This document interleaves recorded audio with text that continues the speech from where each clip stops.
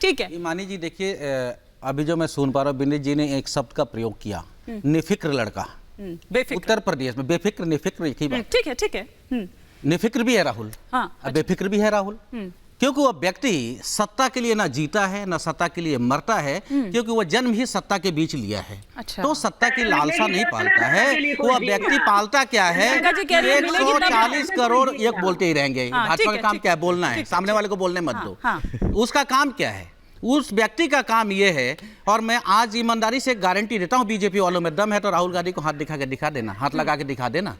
आप परेशान करो, आपके पास सत्ता है, आपके पास ईडी है, सीबीआई है, पुलिस है, फोर्स है, ताकत है, सब पे परेशान कर दो, सब पे एफआईआर करा दो। लेकिन आपने, सुन लीजिए ईमानी जी, जरा विपक्ष की बात आप तो आने दीजिए, कम से कम भाजपा नहीं बोलने दीजिए, मत बोलने दीजिए। करके प्रियंका जी आ रही हूँ, अभी तो सुमैया जी का एक भी ओपनिंग कमेंट नहीं हुआ। संजय जी, हाँ संजय जी, चुनाव का मुख्य मुद्दा क्या है? प्रधानमंत्री जी ने बड़ी जोर शोर से 2014 में भ्रष्टाचार के मुद्दे को उन्होंने अपनाया था, और आज भी वो बात करते हैं कि भ्रष्टाचार बिल्कुल एक्सेप्ट नहीं किया जाएगा। मेरे पास एक लिस्ट है, इसमें ज्यादा नाम नहीं है, नाम तो बहुत सारे हैं इनके, लेकिन बहुत कम नाम है। और शुरुआत है इसमें शुभेंदु अधिकारी, मुकुल राय, बी एस येदियुरप्पा, संजय राठौर, विजय कुमार गावित, प्रवीण दरकर, छगन भुजबल, हार्दिक पटेल, अजीत पवार, नारायण राणे, हेमंत बिश्व शर्मा, सुमन चटर्जी, जितेंद्र तिवारी, यशवंत यादव, बबन राव पचपुते, अशोक चौहान। ये नाम आज कहाँ है, बीजेपी में है या कहीं और है?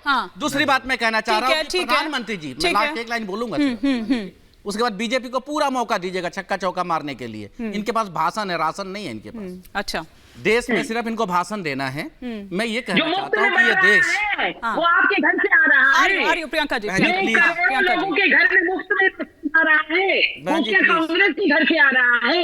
बहन जी प्लीज, ठीक है, देखिए भाई साहब, सुनिए, हाथ जोड़ने से कुछ नहीं होगा।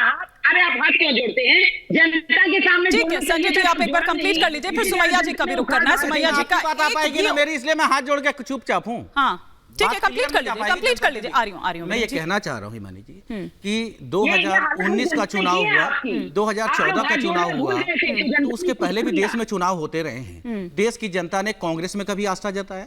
आज नरेंद्र मोदी जी में आस्था। अरे सर, पर कोशिश करते भी तो नजर आने चाहिए कि नहीं आने चाहिए। ये सिर्फ 400 पार की बात नहीं है, आपका सुझाव, हमारा संकल्प, बाकायदा ये अभियान भी चला रही है वो। सर आ रही हूँ, एक बार जरा सुमैया जी का एक ओपनिंग कमेंट आ जाए, फिर आप रिएक्ट करिएगा। 2 लाइन बता दो सर, क्योंकि सर बहुत सीनियर, हम इनको देखते देखते बड़ा हुआ, तो सिर्फ 2 लाइन में सर को जवाब देता हूं, फिर आप समझिए कि बजे। सर, नेशनल हेराल्ड का नाम सुना होगा, कुछ लोग उसमें बेल पर है, कुछ लोग अगस्ता वेस्टलैंड के अंदर बेल पर है, कुछ लोग आज भी बोफोर्स का आंसर दे रहे हैं। फिर यूपी गया, यूपी में बात हुई। 2 मिनट आप सर हैं, आप शामिल करिए, आरोप ही था ना, आरोप था, वरिष्ठ, आप मेरे से वरिष्ठ हैं। देखिए मेरी लाइन बोलिए, 2 लाइन दे दीजिए, 2 लाइन सुनिए, बड़ी काम की बात है, काम की बात है। 2 बात सुन लीजिए दर्शक, आरोप लगे, वो कोर्ट से बरी हुई। 2 लाइन सर, 2 लाइन बोलने दीजिए, मत करिए जो आरोप है। मैं 2 लाइन बोलना चाहता हूँ, फिर 2 लाइन सुनिए। यूपी के वोटर ने जो कहा कि मैंने कहा कि प्रियंका जी क्यों बेचारी परेशान है, उन्होंने कहा प्रियंका जी परेशान तो होंगी, जिसकी मैया, सैया और भैया ये तीनों बेल पर होंगे, वो बेचारी तो जो परेशानी होगी। तो आप ये देखिए, मैडम भी बेल पर, रॉबर्ट जी भी बेल पर, राहुल जी भी बेल पर। क्लियर हो गया केस उनका? दिलीप रे, एक मिनट, भारतीय जनता पार्टी के कोयला मंत्री, कोर्ट ने उन्हें आरोपी मान लिया, सजा दे दिया। मैं यही कहना चाह रहा हूँ कि तड़ीपार भी एक आरोप था, और आरोप था, उसके ऊपर कोर्ट से राहुल जी का बताइए, बताइए, 2002 जी का बताइए, निर्णय आया, मैं बताइए, सोनिया जी का बताइए, निर्णय आने दीजिए, पहले कोर्ट करके मत करिए। ठीक है, वापस मैं एक बात कहता हूँ, वापस लौटते हैं सर, एक सेकंड, जल्दी से सर, मेरे को सुमैया जी का खतरे भी हैं, लेकिन ठहरता कौन है? मौत कल आती है, आज आ जाए, डरता कौन है? बीजेपी जितना डराने का प्रयास कर ले, 2024 के चुनाव में आमना सामना होगा, इंडिया मजबूती से चुनाव सर। नेगेटिव पॉलिटिक्स जो है ना सर, सुनिए ना, ये नेगेटिव राजनीति जो है ना, 14 में भी उसका खामियाजा भुगतना पड़ा, 19 में भी खामियाजा भुगतना पड़ा। मुझे लगता है कि आप 10 साल के बाद कम से कम रणनीति बदलने की जरूरत है। एक बार जरा सुमैया जी, अगर कोई दिन रात, सर मैं आपसे ही तो उम्मीद है जी, सुमैया जी, दिन रात कोई इस तरह से जुटा हो कि सुबह 3:30-4 बजे तक सीईसी की बैठक चल रही है, फिर वो निकल जाते हैं झारखंड दौरे पर, फिर वो चले जाते हैं पश्चिम बंगाल और कल बिहार। अगर कोई दिन रात इस तरह से जुटा हुआ हो अपने मिशन के लिए, और दूसरी तरफ कुछ हलचल भी दिखाई ना दे रही हो, कहां स्टैंड करते हैं आप लोग? कहां दिखता है आपको अपना गठबंधन? देखिए, सबसे पहली चीज तो ये कि काफी दिनों से जब मैं डिबेट्स में जाती हूँ, स्पेशली आपके चैनल पे, तो उसमें मुझे परवीन शाकिर साहिबा का एक शेर याद आता है कि मैं सच कहूंगी और फिर भी हार जाऊंगी, वो झूठ बोलेगा और लाजवाब कर देगा। भारतीय जनता पार्टी के जो स्पोक पर्सन बैठते हैं पैनलिस्ट, हाँ। उनका ये शगल बन चुका है कि वो झूठ पर पूरी डिबेट को चला ले जाएं और उनका पूरा पूरा साथ भी दिया जाता है। अच्छा, यहाँ पर बैठी हुई मोहतरमा, सबसे पहले मैं उसका जवाब दूंगी। मैं बहुत देर से महिलाओं के ऊपर और इन सब सारी चीजों पर, खासकर संदेश खाली पर जो बंगाल में, क्योंकि मैं खुद भी बंगाल से ताल्लुक रखती हूँ, ठीक है, तो उस पर बड़ा दर्द इस वक्त भारतीय जनता पार्टी की पैनलिस्ट मोहतरमा को हो रहा था। ये दर्द मणिपुर के मामले में कहाँ चला गया था इन लोगों का, और ये दर्द इनका हाथरस मामले में कहाँ चला गया था। भारतीय जनता पार्टी महिलाओं का अपमान किया। पीएम के पेट में दर्द हो रहा है, हमारे पीएम साहब के, यशस्वी प्रधानमंत्री के, और जब हमारी बहनें और हम सब लोग एनआरसी का आंदोलन कर रहे थे, तब हम पर किस किस तरीके के अनर्गल झूठे इल्जाम लगाए गए, किस तरीके के पैसे लेने की बात करी गई, किस तरीके का ये कहा गया कि मुस्लिम महिलाओं को चौराहों पर बिठा दिया गया है और उनके मर्द रजाई में बैठ गए हैं।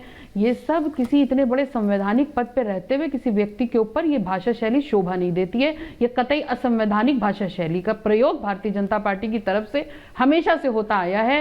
कभी गोली मारो सालों को, कभी क्या, ये सारी बातें करने वाले लोग लेकिन उसको रिपीट मत करिए कम से कम। यहाँ पर बड़ी बड़ी बातें करते हैं कि अपमानजनक शब्द इस्तेमाल किए गए महिलाओं के लिए, शर्म आनी चाहिए भारतीय जनता पार्टी ने जिस तरीके से महिलाओं को खाली टीवी चैनल। नहीं सर, नहीं, सुनिए ना, सुनिए, आप लोगों को शर्म आती ना हो, लेकिन हमें आती है, क्योंकि हम इस तरह के शब्दों को नहीं चला सकते हैं। एक जिम्मेदार चैनल होने के नाते, एक जिम्मेदार एंकर होने के नाते, कम से कम ऑन एयर गाली गलौज नहीं सर, नहीं विनीत जी, इस तरह की बातें आई थी सामने, ऐसा नहीं है कि नहीं आई थी, बिल्कुल आई थी इस तरह की बातें। नहीं, एक सेकंड, लेकिन इन गालियों को रिपीट मत करिए ना, कम से कम उन गालियों को रिपीट मत करिए कम से कम। और स्टैंड रहेगा जिस तरीके कैसे राणा जी, ये क्या बात है? को गोली मारने में आपको क्या परेशानी, बताइए। शब्दावली इस्तेमाल नहीं करता है। तो क्या परेशानी आपको गद्दारों को गोली मारने देश में कर क्या रहे हैं? अरे बताइए तो। सुमैया जी अपनी बात कंप्लीट कर लें। सुमैया जी एक बार अपनी बात कंप्लीट कर लें। देखिए, मैं वैसे ही बहुत देरी से गई हूं उनके पास। सुमैया जी एक एक करके प्लीज, एक एक कर। जी सुमैया जी, प्रियंका जी आप जवाब दे रही थी। नहीं, समाजवादी पार्टी का स्टैंड क्या है सीए के ऊपर? नहीं, जो बिल्कुल प्रियंका जी खूब जवाब दी। मैंने जो सवाल किए हैं संजय जी विनीत जी एक सेकंड सवाल हो सकते हैं, लेकिन मैं ये जानना चाहती हूँ कि जब